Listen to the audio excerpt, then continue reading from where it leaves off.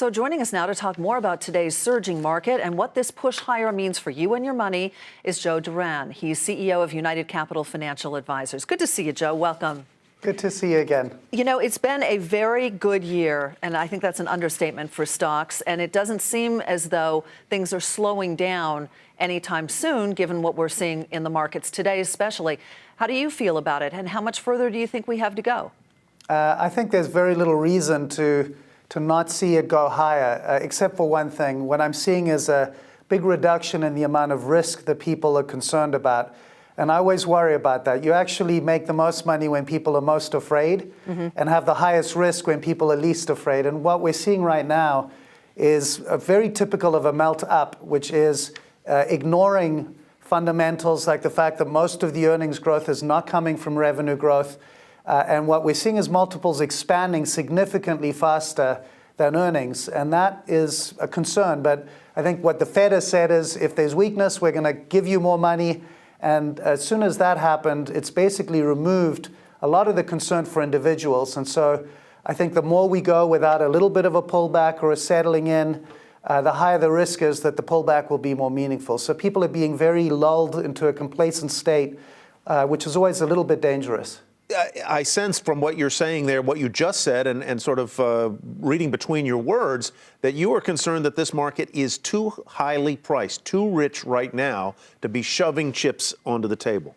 Yeah, I think if you're in, and I think the likelihood, I think the S&P will be higher by year end, but I think there'll be a little bit of choppiness. And what we typically see after a big, strong year like we're having now, especially because we had some headwinds, is people will look at their investments the prior year and typically then reinvest their 401ks more aggressively. And so I think it's very hard to see a reason why the market will go down from here to April if the government doesn't create more shenanigans in January and February. I won't hold you to it, Joe, but how much higher do you think the S&P could run by the end of the year? I don't think a lot. I think, we could be around 1,800 or so, a couple percent. But I think there'll be some noise in there.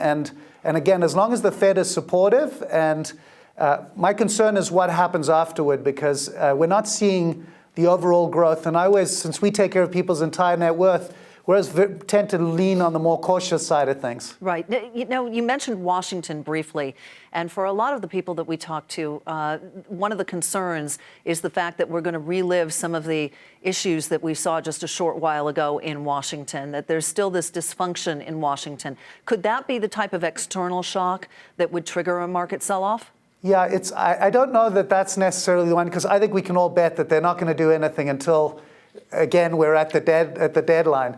I think that it's actually something probably that we're not expecting. We never really predict exactly where the surprise is going to come, but we know the less we're expecting one, the more likely one's to come. It could come from anything from a surprise in the international markets to something happening in China, to a currency challenge that could occur that nobody's expecting. So right now what we're seeing is the individual investors now adding money meaningfully into stocks.